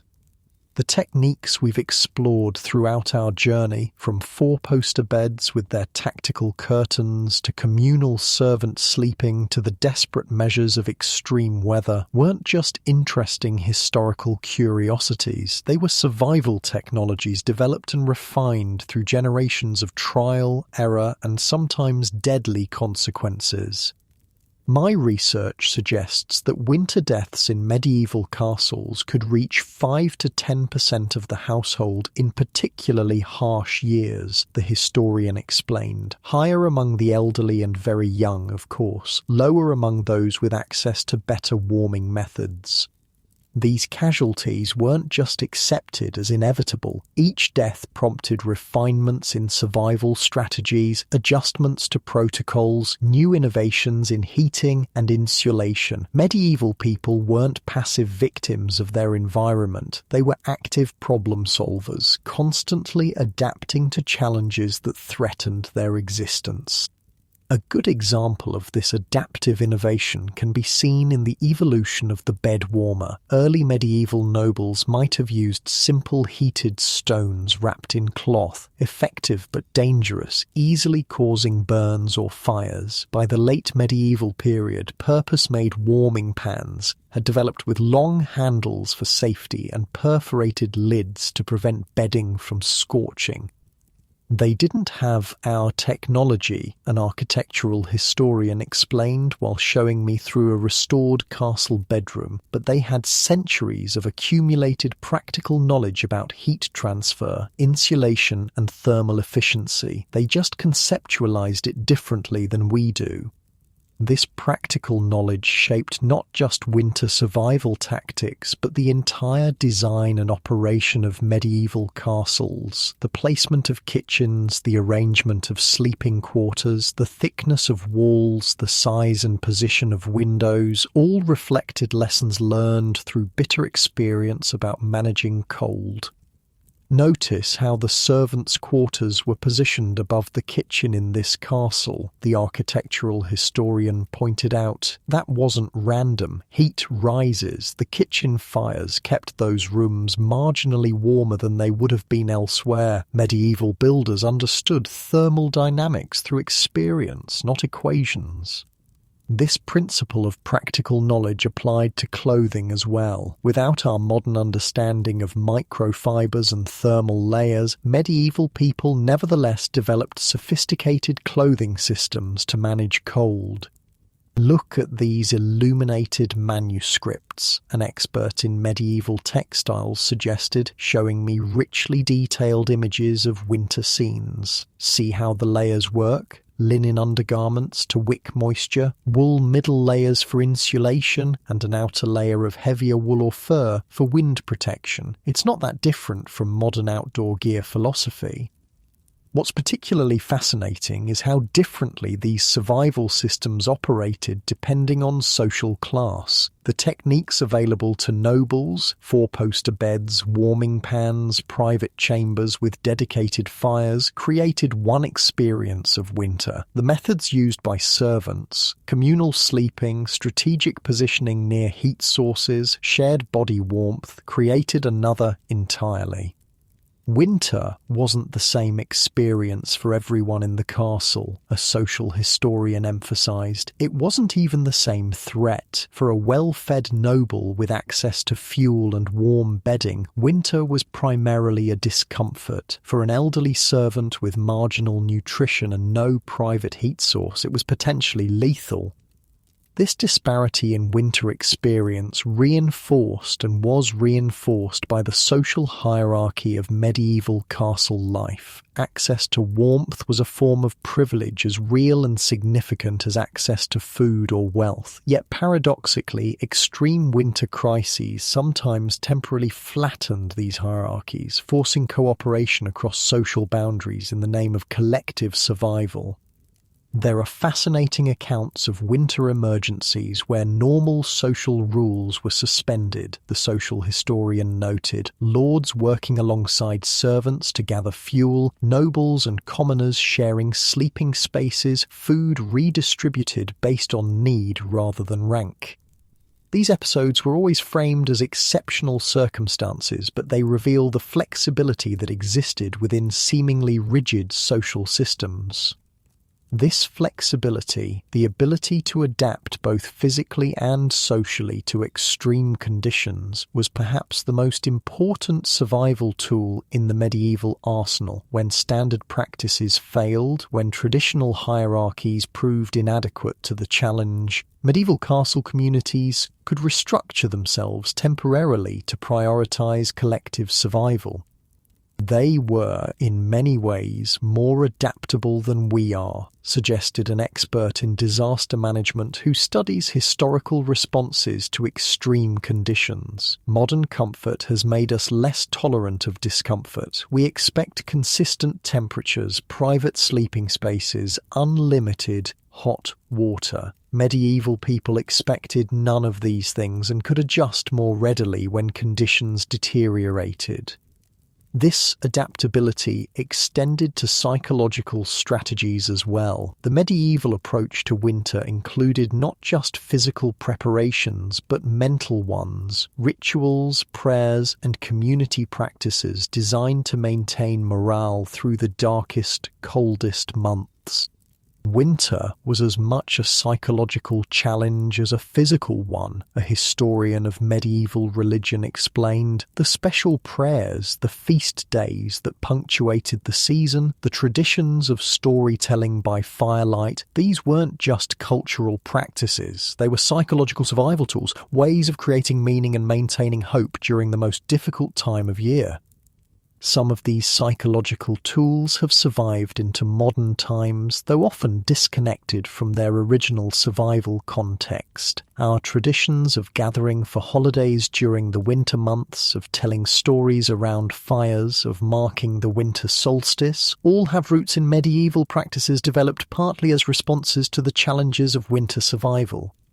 Your Christmas tree, your holiday feasts, even traditions like hanging stockings, these all connect back to winter survival rituals, the religion historian noted. They were ways of creating light and warmth and abundance during the season of darkness and scarcity. The legacy of medieval winter survival extends far beyond these cultural practices, however. Many of our modern comforts and technologies have their roots in those early struggles against the cold. Take home heating. The evolution from open hearths to more efficient fireplaces with chimneys, then to stoves, furnaces, and eventually central heating began with medieval innovations designed to maximize warmth while minimizing fuel consumption. The transition from central hearths to wall fireplaces was revolutionary, an architectural historian explained. It allowed heat to be directed into the room rather than simply rising up and out. That basic principle that heat should be controlled and directed underpins all modern heating systems. Similarly, our modern beds, with their emphasis on insulation and heat retention, evolved from those medieval designs we've explored: the curtained four-posters, the raised platforms, the layered bedding systems. Memory foam and electric blankets might seem far removed from heated stones and bed curtains, a historian of domestic life pointed out, but they're addressing exactly the same needs, creating a microclimate for sleeping that's warmer than the ambient room temperature. Even our modern buildings, with their emphasis on insulation and energy efficiency, owe something to medieval lessons about heat management. The thick stone walls that made castles so cold also taught valuable lessons about thermal mass and heat retention that influence architectural design to this day. Medieval builders knew that thick walls cooled slowly and heated slowly, the architectural historian explained. That's why castle walls were often covered with tapestries, not just for decoration, but for insulation. The principle that you want to trap heat with layers of material is fundamental to modern building insulation. What's most remarkable about these medieval survival technologies is how they evolved without our modern scientific framework. Medieval castle dwellers didn't understand the physics of heat transfer or the biology of hypothermia in scientific terms. They developed their survival strategies through observation, experience, and the hard-won wisdom of generations who had faced the same challenges. They knew that body heat could warm an enclosed space like a bed with curtains, the domestic historian noted. They didn't need to understand convection currents or heat radiation to make use of that fact. Their knowledge was practical rather than theoretical, but no less sophisticated for that. This practical knowledge was passed down through generations, refined and adapted as needed. It formed a kind of folk science of winter survival that was no less valuable for lacking formal scientific terminology. Medieval people weren't ignorant, the historian emphasized. They were incredibly knowledgeable about their environment and how to survive in it. They just organized and transmitted that knowledge differently than we do today. As we reflect on the winter survival techniques of medieval castle dwellers, it's worth considering what we might learn from their experience, not because we need to sleep in four-poster beds or huddle together for warmth, but because their approach to environmental challenges offers insights still relevant today. They understood resource constraints in ways we're only beginning to relearn, suggested an environmental historian. They knew fuel was precious, that heat shouldn't be wasted, that body heat was a resource to be shared rather than isolated. These aren't just historical curiosities, they're principles we might need to rediscover as we face our own environmental challenges. Indeed, some contemporary environmental designers are drawing inspiration from medieval heating and cooling strategies. The principles of passive solar heating, thermal mass, and natural ventilation that inform sustainable architecture today have parallels in medieval design approaches.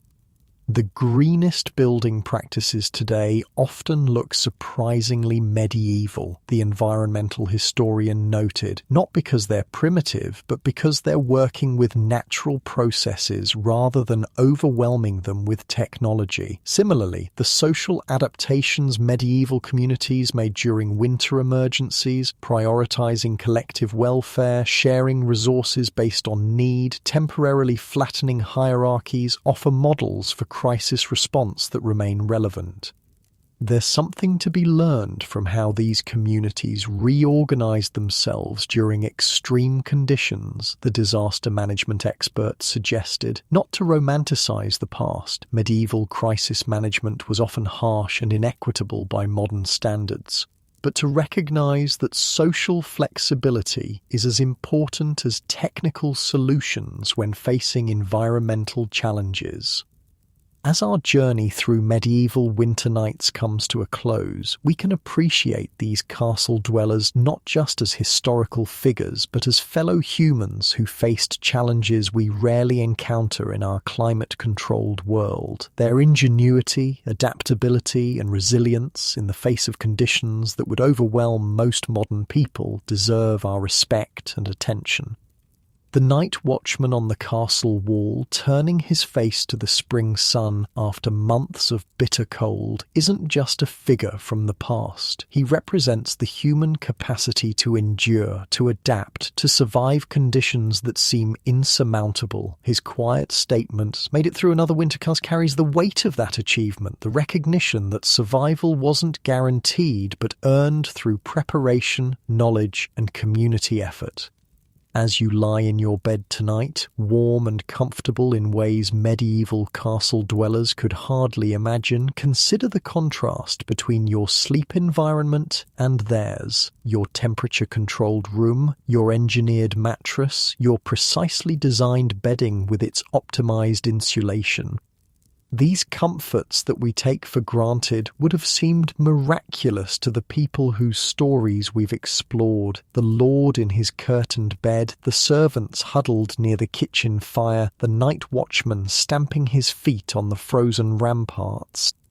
The distance between their experience and ours is measured not just in years, but in revolutions of comfort, in transformations of what humans expect from their environment. We no longer see warmth as something to be fought for, earned through effort and ingenuity. It's simply the baseline, the default state of our indoor environments. Yet something connects us to those medieval sleepers across the centuries, the relief of warmth after cold, the comfort of a safe sleeping place, the quiet gratitude for having survived another day. These experiences transcend time, linking us to our ancestors who slept in stone chambers with frost on the inner walls. Perhaps that connection is worth remembering as you drift towards sleep. The medieval castle dwellers who developed four-poster beds and warming pans, who huddled together for shared warmth, who endured conditions most of us will never face. They weren't just historical curiosities. They were people like us, seeking comfort and safety in a challenging world. Their struggles against the cold helped create the comfortable world we inhabit. Their innovations, refined over centuries, evolved into our modern comforts. Their practical knowledge, gained through bitter experience, laid foundations for scientific understandings we now take for granted. In a very real sense, we sleep warm tonight because they fought to sleep warm in their stone chambers. We benefit from the accumulated wisdom of countless winters, countless adaptations, countless small innovations that together transformed human sleep from a nightly battle with the cold into the comfortable experience most of us enjoy. So, as you settle deeper into your bed, appreciating its warmth and comfort, perhaps offer a quiet thought of recognition to those medieval sleepers, the lord and lady in their curtained bed, the servants on their pallets near the kitchen fire, the night watchman finally warming himself after hours on the frozen walls. They made it through their winters, and in doing so, they helped create a world where we rarely have to think about making it through ours. The night watchman, face still turned toward the strengthening spring sun, finally descends from the wall. His shift is over. The bitter winter has loosened its grip at last. Soon the castle will be fully alive with the day's activities, but for now, a peaceful quiet hangs over the stone walls. He makes his way to the kitchen where the first fires are already being lit. The warmth embraces him as he enters, a simple pleasure made profound by months of bitter cold. Other servants nod in greeting, their faces showing the same quiet relief he feels. They've survived another winter. Not everyone did, but they're here, warming their hands by the fire, ready to begin another day. Their medieval world, with its hardships and hierarchies, its cold stone and precarious survival, seems distant from our comfortable modern existence. Yet across the centuries, something connects us to these people who fought the cold with every tool and technique they could devise.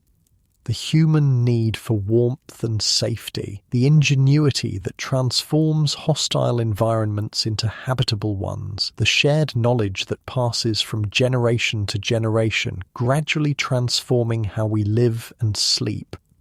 As you drift towards sleep in your warm, comfortable bed, that connection offers a final thought to carry into your dreams. The long human journey from those cold castle chambers to your bedroom tonight is a testament to our collective resilience, our capacity to transform our environment, our determination to create warmth even in the coldest circumstances. And perhaps that's worth remembering, worth appreciating as you sink deeper into the comfort that medieval castle dwellers helped create through their long struggle against the cold. Sleep well, you've earned it, just as they earned their rest after making it through another winter.